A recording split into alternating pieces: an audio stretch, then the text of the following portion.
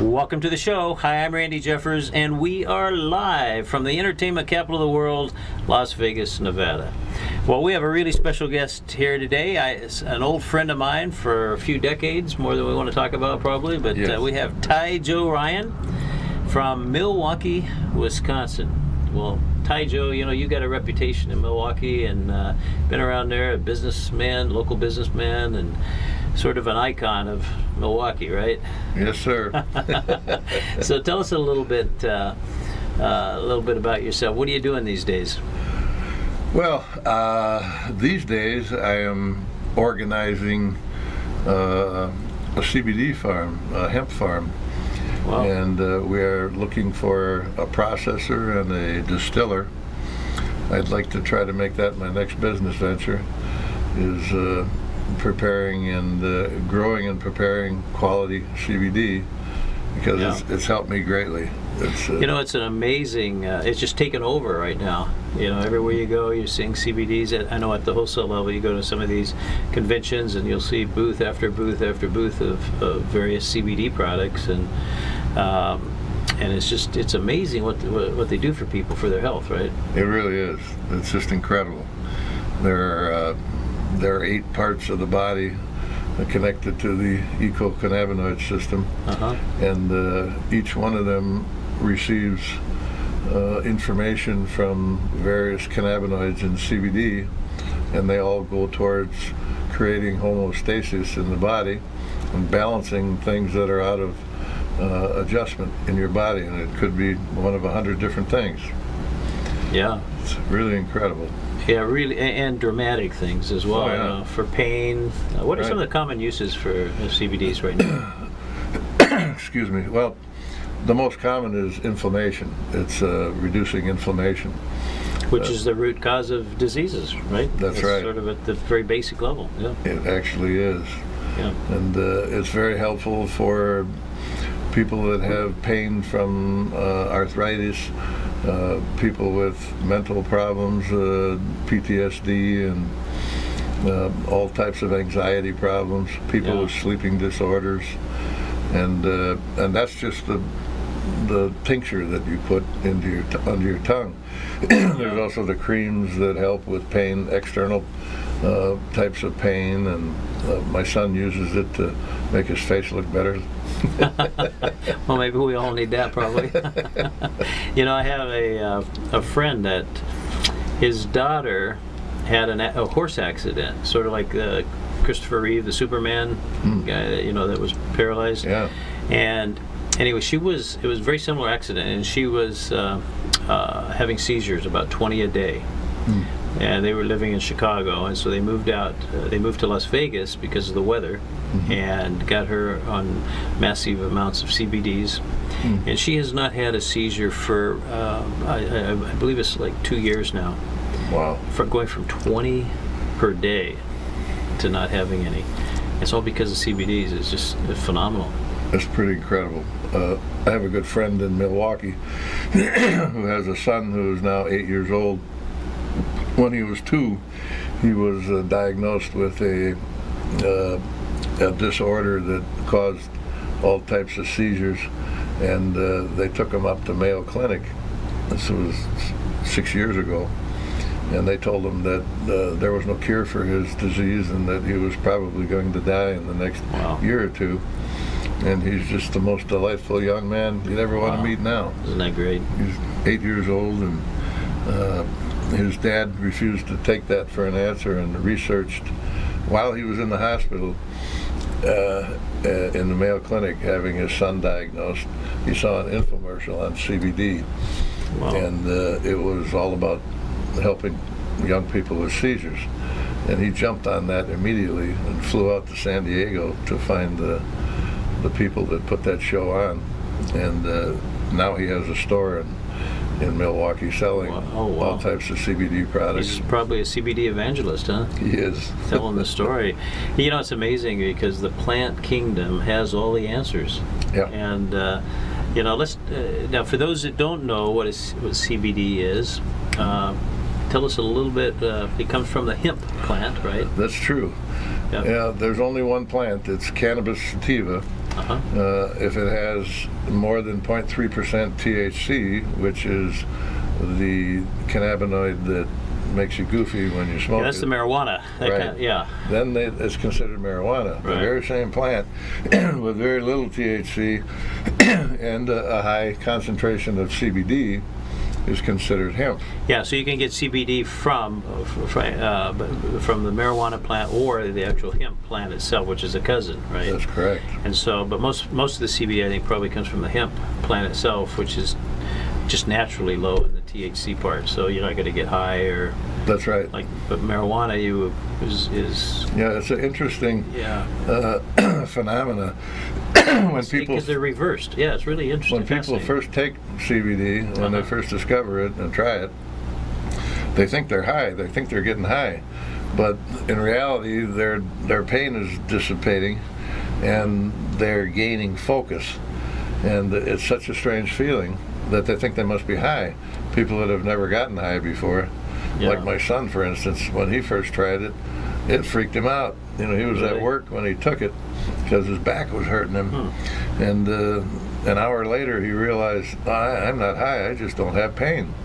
And I am just motivated to clean everything in this store. My goodness. And he had just great focus. And he uses it every day now, too. So, Taijo, I met you in, I guess, the early to mid 90s, 1990s, and you had long hair Yeah. down to your waist, I think, right? You had really long hair, you had a Yes. ponytail, and you were running. You had a nightclub called Taijo's, right? That's correct. And that was affiliated with your restaurant, which was next door, which was called The Bangkok Orchid. Bangkok Orchid, a famous Thai restaurant in Milwaukee. Yes. Yeah, and I remember visiting there, and I couldn't believe all the people. My goodness, especially late at night when you had the music coming in. It was quite popular. Yeah. In fact, there was a little blurb on the. There's a website in Milwaukee that does a lot of entertainment blogging, and they had a little story on there 2 days ago about all the number one clubs that crashed and died in the 70s, 80s, and 90s, and we were listed in that group. Yeah. The top 15 in the history of Milwaukee. Oh my goodness. Yeah. So you're no longer in the restaurant and nightclub business. You're retired, or sort of Yes. semi-retired, going into this new venture that is going to promote good health for people. Yes. Yeah. Yeah, I really, I'm motivated myself because when I discovered CBD, I was really starting to lock up. My knees were locking up, and my ankles were starting to hurt, and my back was getting tight. I had a hard time going up and down the stairs, you know, and I just thought, well, you know, it's part of getting old, I guess, Yeah. because I'm 72 now, and I discovered it 2 years ago. I'm like, well, I'm 70 years old. This is just the way it's going to be. Right. And then I found CBD. Someone turned me on to CBD, and So it doesn't have to be that way. it does not have to be that way. And I watched my wife struggle going up and down the stairs. She had a stroke 6 years ago, Oh my goodness. and a lot of her muscles became locked up as well. And I started letting her take CBD, and now she's going up and down the stairs without any assistance. Oh my goodness. So Isn't that great? It's a beautiful. Nature has given us a great gift. Well, I guess you're going to end up being an evangelist for CBDs as well, huh? I believe so. So let's go back to Milwaukee. Did you grow up in Milwaukee? I did. I was born in Milwaukee. Were you? I was born in that great city. I was drafted at the age of 17 and found myself celebrating my 18th birthday in Vietnam. Oh my goodness. They don't waste any time, huh? What year was that you went to Vietnam? 1968. Yeah, that was in the height of everything, right? It was. It was taking off pretty good. Yeah. I worked in communications, and I was smart enough to work my way out of the field. And I don't know if it was smart or not, I worked my way up into the high towers. Oh my And goodness, I was really? building towers with communication satellites and dishes and whips on them. And the job was great until one day the Viet Cong knocked one of the support guy wires off. They hit the support wire, and the tower started tumbling down, and while we were on it. Oh my goodness. That was a little frightening, and thank goodness God wouldn't let me. I kept trying to get my belt off because we were wrapped around the tower, me and another guy on the other side. Our belts were strapped to the tower, and every time I tried to reach over and unsnap it, my hand would get ripped off of it, and I couldn't get it off. Thank goodness, because the tower finally stopped about 10 feet from the ground, and we were able to unbuckle and drop to the ground. So that belt might have saved your life. Oh, it did. Yeah, we went back to the barracks and cleaned our pants and went back to work. Oh my goodness. Putting it back up again. So I'll bet you have some amazing memories and stories to tell about those days. Oh boy, I do. When I came back, though, I was not happy with Milwaukee. Milwaukee was a pretty racist town. And not only was it racist, but it was a hotbed for anti-war protests. Yeah. Jane Fonda had become enamored with Wisconsin, and she was hanging out there, and that didn't go well for me. Coming back as a skinhead, and all my hair cut off, and looking like a Vietnam vet. And everybody, all the hippies were looking for people that were killing babies over there in Vietnam. And it was a rough time, so the slogan "Love it or leave it" was going around pretty strong. And I said, well, you know what? I'm not real happy with it right now. I'm out of here. So I actually tried to get hired in Vietnam with a company that did pretty much what I did in the service. And communications. Yes. Yeah, doing all kinds of different communication work. I finally got hired by IT&T. And just as I was about to go to Vietnam, they switched me to Thailand. And I signed a 3-year contract with them and extended it for another 3 years. Wound up staying over there for 6 years. The land of smiles. The land of smiles. It's a great place, and the people there, I think it's probably true in that whole area, Southeast Asia, but the people, they, let me just turn that off. People live for the day. They could be really poor. They could just, not have much money and much food or anything, but they're happy. For some reason, they're just happy. Yeah. I've traveled in every Asian country over the last 50 years. Yeah. And I am just, the two most favorite places in the world for me are in Thailand and in Bali. And both of those places are 95% Buddhist. And I think the Buddhist way of life teaches these people to be humble and respectful, and it just causes them to smile every day. Doesn't matter what they have. Yeah. They're always smiling, and it's infectious. Well, they for sure in Thailand, they can't touch the monks, that's for sure. There's a law about that. There is. Those monks... Can't talk bad about the king either. You cannot talk bad about... Well, they loved, especially the king that just passed away, they just loved him. He was the longest reigning monarch, I believe, right?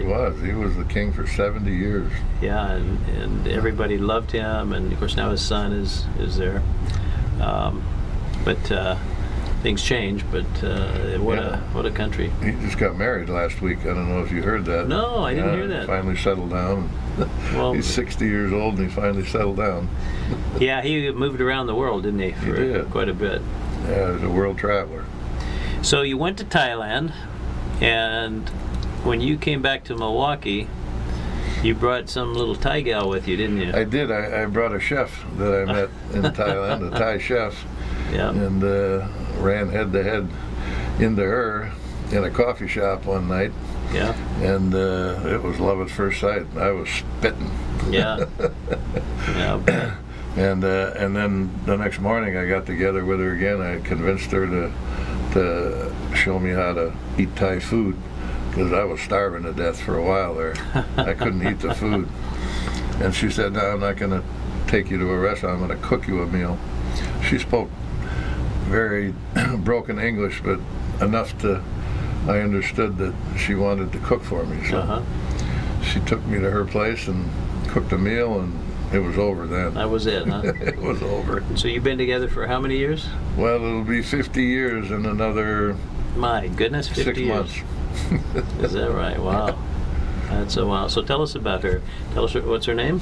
Her name is Supi, Supi. but no one calls her that because that's a very specific name, and it gives the evil spirits an opportunity to attack her Oh. if people call her by that name. Uh-huh. So everyone calls her Noi, which means Well, that's how I know her. I know her by knowing. yeah, which means small. And there's nothing small about her.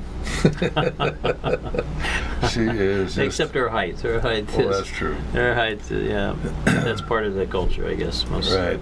Yeah. And you know, we fell in love and were married within 2 months of me meeting her. I knew right then, well, what's the sense of looking around? You This find is the right everything one. I'm looking for. Yeah. Boy, can she cook, huh? Boy, can she cook. It was her lifelong dream to have a restaurant, Uh-huh. and it was my lifelong dream to have a business. Yeah. I didn't really care what it was. So when I came back to Milwaukee after being in Thailand for 7 years, I came back to Milwaukee and tried to get a job in communications just at the critical point that IT&T was breaking up. They were mandated by the federal government. They were called a monopoly, and they had to bust it all up. IT&T and AT&T, and I couldn't get a job because all the communication people were afraid to hire anybody because they thought there'd be 1,000 small companies taking away all their jobs Yeah. in the next year or so. So I decided to go back to school. So I went to MSOE, Milwaukee School of Engineering in Milwaukee. And became an engineer? Became an engineer and Yep. got a master's degree in business. Got hired by a Canadian company. Went to work for them for a couple of years. They'd trained me to be the district manager of a project that they wanted to open up in Thailand. And they looked at my resume and said, "Oh, you speak Thai and you have a Thai wife? And, okay, you're an engineer, you're a natural. Yeah. We'll train you to go over there." I went over there, and they weren't ready for me yet. They had about 3 months before the factory was about to be built or started. And so the president of the company told me, "Well, why don't you just go around to all the Asian countries? And here's a list of all the key players, the contractors, the government officials, the buyers of all the heavy equipment, and get to meet them and do your own market study." Well, unfortunately for him, I discovered that if he put a plant there, he was going to lose a lot of money because people wanted his product, but they couldn't afford it. Yeah. There was no money back then. So he wound up scrapping the project. He gave me, my dad was so smart, he made me go to a lawyer and get a employee agreement with the company I worked for, and they had to exercise the golden parachute, give me Oh, wow. $100,000 and send Oh, me my back goodness. to Milwaukee. Wow. So now here I am with $100,000 going, what am I going to do with this? And voila, here comes Bangkok Orchid Thai Joe's. Milwaukee needs another restaurant. That's right, yeah, we only got 10,000. But there were no Thai restaurants at the time. So Milwaukee, when you were a little boy growing up, it obviously was a lot different. What was it like back then? Wow, it was a small town. But now Milwaukee is famous for its beer. It's got Yes. a lot of beer companies. That's right. There's probably 20 of them, right, or maybe At more. least. Yeah, and then it's also famous for Harley Davidson. Harley Davidson's famous Yeah. for sausage. A lot of Germans landed there and started making brats and sausages. And there's cheese everywhere. The Norwegians and the Europeans came and started making cheese, and famous for cheese heads and cheese curds. And it was very. When I was 5 years old, my dad moved us out to the suburbs, which in that time was West Allis. Mm-hmm. And West Allis is now the center of the area, of the entire metropolitan. Back then, it was the edge of the city. I mean, just west of us, 2 blocks west, was farms, and they went all the way to Madison. It's like Wow. 90 miles. Now you can't. You can drive from Milwaukee to Madison and not see a farm. It's all town, yeah. Yeah. The same thing going south to Chicago. You know, it's one long stretch of houses and buildings, and very, very different. Yeah, it's sort of, I guess, the sort of the salt of the earth, or it's mainstream America. It's people with values, and it's just a different kind of life than, for instance, the West Coast or the East Coast, right? I keep wanting to move out of there because of the weather, but my wife loves it. She's like, where are you going to find people like this anywhere else? And it's always so green in the summer and the spring and the fall. Nowhere is as green as this. I love it here. Except for those big old giant mosquitoes. The big white balls too in the winter. Now, Wisconsin it has a lot of lakes, right? It does. Was it 10,000 lakes or something they say? Second only to Minnesota. But I think Minnesota has 10,000 lakes, but a lot of them are really small. We've got 10,000 big lakes really? all over the place, yeah. Yeah. So now you're also called the Cheeseheads. Now you're kind of famous right now for the Milwaukee Bucks, who are in the playoffs as we speak. Woohoo! And they just won last night, right? They did. Yeah, the first time they've been in the Eastern Conference since 1990, I think, and they lost all 4 games. They got swept. But this is going to be a little different. I think they got a chance.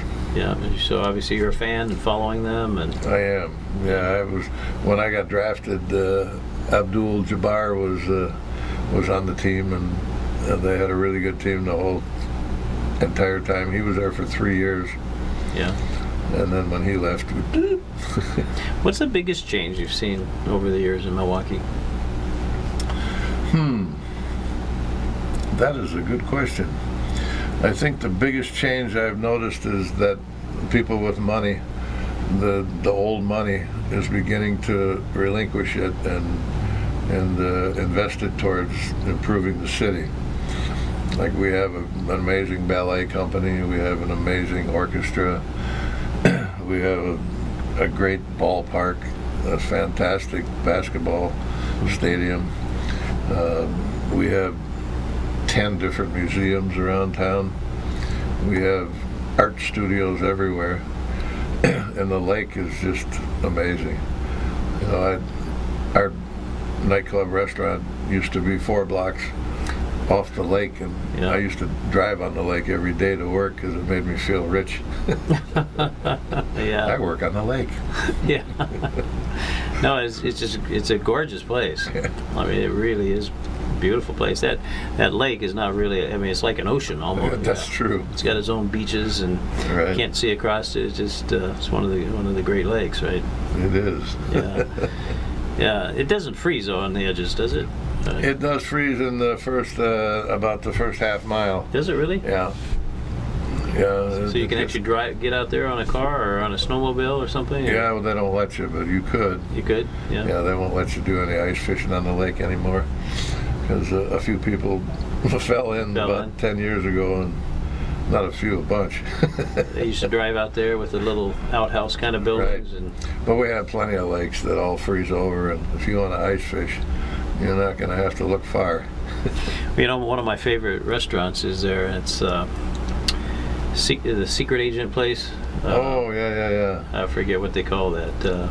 Yeah, I've been there several times, and I don't know the name either. I don't know where it is. Safe House. Safe House. The Safe House. You go into this restaurant, and there's no signs, nothing that says it's a restaurant, but it's like a warehouse or something. There's a sign for a warehouse, and then there's another little door that is sort of nondescript.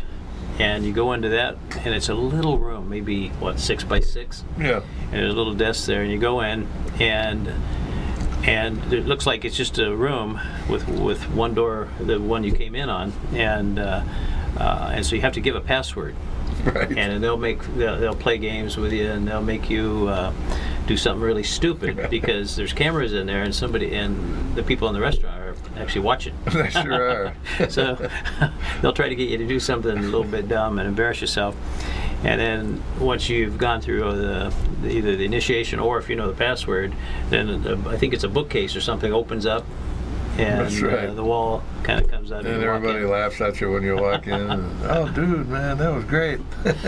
And then they have there's a bar area, and they have it's like a barbershop chair or something, right? Right. You know, that chair that Go goes around and then up and down. and then it'll drop down it drops down through the floor. It opens up and just drops down, like they kidnapped you. It's a great little place. I really like that place, but they should franchise it, put them all over. That's not a bad idea. It really is unique. You know, everybody that hears about it wants to go there Yeah, absolutely. at least one time. So you have children? I do. I have a son, Mikey. Uh-huh. He's 49 years old. He's about to turn 50. It's freaking him out. Yeah, probably freaking you out too, huh? Yeah, can't be mine. My baby's 50. Yeah, he's a really good kid. He's pretty much been working in the service industry, you know, because we opened the restaurant when he graduated from high school. Yeah. So we brought him into that and raised him, made him start washing dishes. Made him work. Worked his way up. It's Milwaukee. You have to have a work ethic. That's right. Milwaukee is, I guess it's always been known as a blue-collar town. I think so. Yeah, and people that worked hard and Yep. accomplished things, and I think now though it's a lot of techs moving in. It is. Yeah. I don't know what's going to happen with Apple. Apple, or this Foxconn, which Yeah. makes the screens for Apple, Uh-huh. had signed a tentative agreement to start building screens in Wisconsin, about 30 miles south of Milwaukee. But somehow it got misconstrued. They were supposedly given the right to dump their wastewater into Lake Michigan, Oh. and Wow. that is now being corrected. And I'm not sure they're going to come there anymore, but at least for manufacturing, they're going to come for research. They'll dump their waste somewhere else. Yeah. Oh, that's a shame. is. That's a huge company. It Huge. is. Yeah. Yeah, that would have employed 10,000 people. My goodness. But Well, let me ask you a couple questions about you. If you because you're a fascinating guy, and you have had a direct impact on my life. The beautiful young lady that I married actually got trained by you, worked in your restaurant. As a matter of fact, you even had a dish named after her, right? I did. Yeah. It's one of the first dishes that I named after anybody, Yeah. besides my wife. And I know she fondly remembers those times, and they were important to her. And I actually met her there, and that was the first time I met her was there at your place, and so we have wonderful memories about that. But out of all the people, with all the success that you've had and all the things that you've done in your life, who do you most admire? It could be living or dead. Wow, that's an amazing question. Well, one of the people that I met in Milwaukee that I admire a great deal is a teacher by the name of Guru Maya Chidvil Sanandra. And she's an Indian teacher that was given the responsibility of taking over the lineage of Siddha Yoga at a very early age. I think it was, she was 13 at the time. Wow.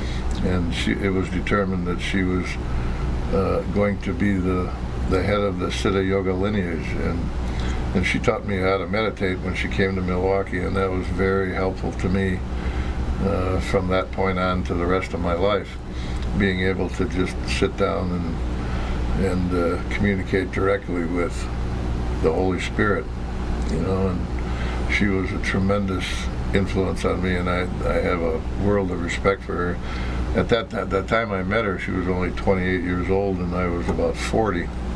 Wow. And I was going through some really hard times, and she gave me the tools to reconnect to, you know, my Creator, and Wow. It was very, very helpful and almost life-saving, almost as powerful as CBD is this time Yeah. around. You know, I think the universe guided me to that as well. Yeah, it's kind of interesting how things happen, how it's maybe not by magic, it's just maybe there's a bigger reason for people's lives intertwining or people being exposed to certain things. Or it's fascinating when you look back and you can sort of see how things happened. It is. Of course, when you're going forward, you don't realize it. No, when you're going through it, it's like, wow, why is this happening to me? Right. But then 5 years later, you look back at it and say, wow, if that wouldn't have happened, I'd have never met her, I'd have never met him, I would have never done this, I would have never done that. And it turns out to be very important things in your life. Makes life worth living. So in the business that you were in, I would imagine you had a lot of employees over the years that a lot of them came and went, and some for a short time, some probably for a much longer time. But I would imagine that you impacted their lives. Are there any particular employees that were with you that sort of stick out? Oh yeah. There's at least 20 of them, and 5 of them you know very well. Yeah, I guess family members, you mean? Yeah. My Dayar was kind enough, your wife was kind enough to bring her sisters into my life, and that's just a beautiful, dynamic family of hardworking, intelligent, just sweet people that were perfect for the industry that I was in, and they've all gone on to do other things now, and they've been amazing in those industries as well. And now that my wife and I are retired, we're not tied down to the business anymore. We're free to travel. Yeah. And we have personally visited all 20 of those people around the country, stopped in and said hi, and sometimes we stayed with them, and sometimes we just cooked for them. And my wife can't stop cooking. Well, when you're really good at it, why stop, right? She's gonna cook. They're going to people who she's around are going to 1 or 2 anyway, so she probably doesn't have a choice. In fact, she's cooking at a friend's house right now. So, what do you think is her special? What's her best, the best dish that she cooks? Well, for me, that's a no-brainer. She makes a bamboo shoot, fresh basil, garlic, coconut milk, chicken, and 7 or 8 other spices. One of them, which is a curry, all melded together into an amazing combination of. Oh my goodness! My mouth waters every time I eat it. I'm getting hungry right now just thinking about it. Thai food is really interesting, and I've always thought that once you've had Thai food, you don't want to go to a Chinese restaurant anymore, or there's other kinds of restaurants you just want to, because it really is different. It's a mixture of a lot of different tastes, right? It is. Because of the spices. And if you're fortunate enough to find someone that knows how to balance all those flavors, it makes a big difference. Yeah. And my wife can balance any dish. So when you go out to a Thai restaurant, and they always come and say, well, how do you like it spicy or not? And so you ask, well, what are your numbers? And they go 1 through 10, right? 10 being really spicy, 1 being at the other end. What do you pick? Well, it depends on how I feel that day, what my mood is, how my body has been reacting. But I'm always somewhere between 6 and 10. Really? Yeah, I never try to go below that. So you like it spicy? For a dish. I only want 1 dish like that, because that dish will open your palate.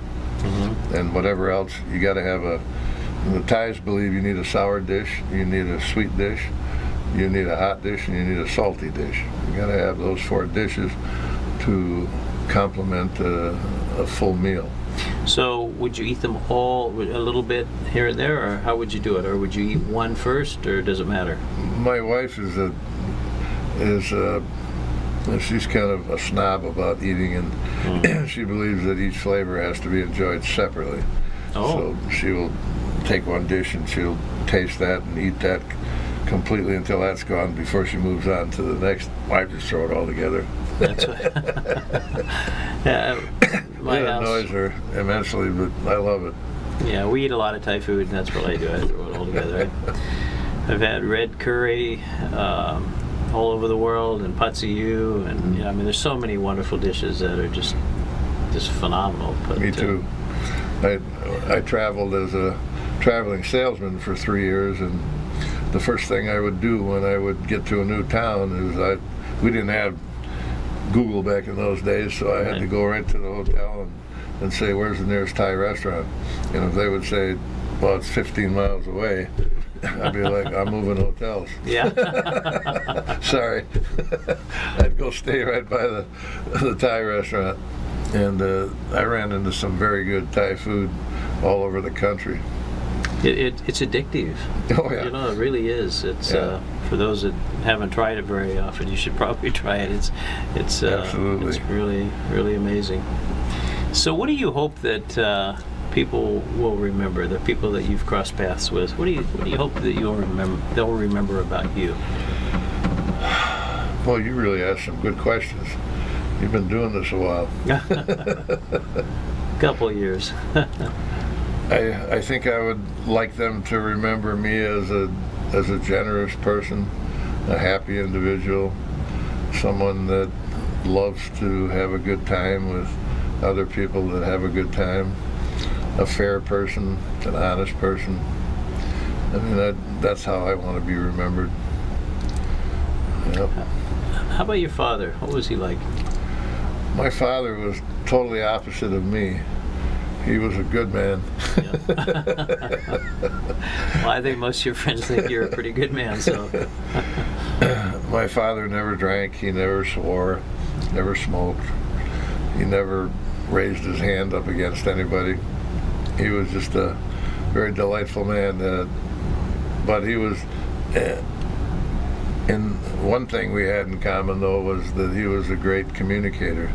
He loved people. He loved to laugh with people. Yeah. He worked at Alice Chalmers, which is a factory. Uh-huh. He was on a high school spring break. He was born in San Diego, and him and two of his buddies traveled all over the Midwest. And when they hit Milwaukee, the war started, and everybody was signing up for the war. Yeah. And my dad was like, okay, I just go to the draft board.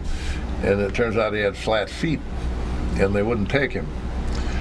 But they assigned him, he said, well, I want to help somehow. How do I help? And they assigned him to the tractor division at Alice Chalmers, the tank division. They used to make tanks there during the war. Wow. While he was there, he met my mother. My mother's from northern Wisconsin, in Ashland. And she came down to do whatever she could do to help for the war. And she was assigned to the nurses department at Alice Chalmers. Oh, and my goodness. Mom and Dad met. The rest is history. They fell in love, and my dad never got back to San Diego. Darn it! And all of a sudden, here comes Baby Joe. Yeah. What'd they call you when you were young? Joey. Joey. Yeah. Yeah. How many years did that stick? Probably, 14, 15 years. Yeah. Yeah. And I guess it really changed when I got to high school. And then everybody just called me Joe. You were too cool for Joey, huh? Yeah. So, Thai Joe, let me ask you this. What have you not done yet in your life that you've always wanted to do? I don't know why, but I've always wanted to go to the Seychelles Islands ever since I was a kid. And I didn't even know where they were. I didn't even know what it was. But I kept having these dreams of these beautiful people living on this island called the Seychelles Islands. And I've looked it up now, and I really want to try to go there before I pass on to the next level. And my wife always wants to go to Alaska. She's always wanted to see whales in Alaska. Yeah. So those are the two things on our bucket list that we haven't done that we would like to do. You haven't been to Alaska either? To Alaska? Have you? No. No. Yeah. I've never been there. I mean, I flew into Nome one time on the way to Vietnam, but Yeah. That Well, wasn't. that counts a little bit. It's way up there, but Yeah. yeah, Alaska's gorgeous. What a beautiful place. Well, I hear. Yeah, it's just amazing. It's one of the last frontiers. Yeah, it really is. Yeah, it's really something and big. Have you ever made it to the Seychelles Islands? Nope, I have not. But I'm going to get there one day. well, it sounds exotic and exciting. Yeah, it does. You know, the world has shrunk since we were kids, Yep. obviously, and now you can get pretty much anywhere. Yeah, at a relatively low price, and Yeah. you know, most people can go pretty much wherever you want. Yeah, it's pretty incredible. I mean, I booked a flight to Vegas from Milwaukee, a direct flight, $178 round trip. I mean, that's just ridiculous. That's yeah. Yeah. It's- I mean, it cost us $500 to drive out here yeah. last time we came. Yeah, no, you can't be flying. That's for sure. No. So let me turn the tables on you. Let's say you were me, and I'm Joe, Ty Joe, and I got all this rich life that I've lived. What would you ask me? What do you want to do next? What's your Okay. next move? All right, so let me ask that. What's your next move? Well, I think I think my next move is to try to develop enough knowledge about CBD to put together a good enough product to create a company that I could sell, so that I could go to Thailand and set up a research company, researching and coming up with essential oils that help because there are so many indigenous plants in Thailand that we don't know anything about yet. Yeah. I would like to hire a group of intelligent chemists, scientists, botanists that understand how to do things like that, and try to come up with more things that can help the world. So you're going to end up back in Thailand at some point. I think so. Yeah. What part of Thailand? Probably the ocean front. Yeah. Probably somewhere around. Hoi An or something like that. Or, Yeah, in that area, maybe further south. Yeah. I see myself on top of a cliff overlooking the ocean. There's only a few places that could happen, but yeah, I think that. Such a beautiful place. You know, I've been to a lot of places in Thailand, but I have not been to like Koh Samui and the James Bond Island, and when you look at photos of these places, there's something really special. It is. It's gorgeous. Yeah. And I don't think I'd have a problem putting together a staff of people that would be willing to live there and do research. No, I think that's probably pretty easy to do. It is definitely a great place, but you got to love the king, though. Gotta love the king. Or you won't fit in. That's right. That's right, and you got to love the food. But that's easy to do. But you know, Bangkok and places, those cities, you can find anything that's here that you can find there probably. Man, when I first went there, I was 22 years old, and I bought a Norton 750 from a Chinese store. It's a motorcycle. A motorcycle. Yeah. He was going to send it back. It was still in the crate. My wife and I were wandering through Chinatown, and I saw it, and I went in and asked him, what are you going to do with that? And he said, it's too big. No one can drive it. I'm sending it back to Europe. And I'm like, how much you want for it? And he says, well, I already lost a bunch of money on it. I'm getting ready to lose more shipping it back. I'd take $1,000 for it. And I'm like, how long are you open? He said, about another 3 hours. He said, I'll be back in 2 with $1,000. Don't let that thing go anywhere. And I drove around on that with my wife on the back of that for the next 4 years. Wow. We had such a good time. That was before the police had radios. Oh, and you could run away from them.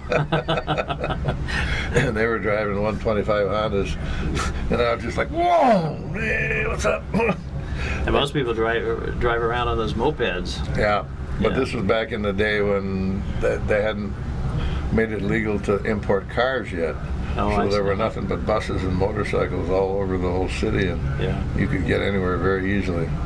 not that way now. No, it's pretty jam-packed. Yeah. It takes forever if you're driving a car. Yeah. Yeah, it's an experience. But if you have not been to Thailand or Bangkok, Thailand, you just got to go. It's something special and really different than most It other really places. is. It's a wonderful place. Yeah, and I think it's all about the people. Milwaukee has special people, but Thailand has people that they're really different than anywhere else. Even the surrounding countries. Yeah. The Thai people are really, really different in They're their so humble philosophy and of so, life. Yeah. and so, like, it literally takes several days to wipe the smile off my face I know. when I come back from Thailand, because you just can't help it. 'Cause Well, Joe, we're out of time. We could talk for 2 or 3 hours here, I think. But thank you so much for being here and sharing your stories. And thanks for having me. In about 10 seconds, any last words of wisdom for everybody? Hey, folks, live your life to the best of your ability and be as sweet and kind as you can. Love everyone and don't cheat anybody.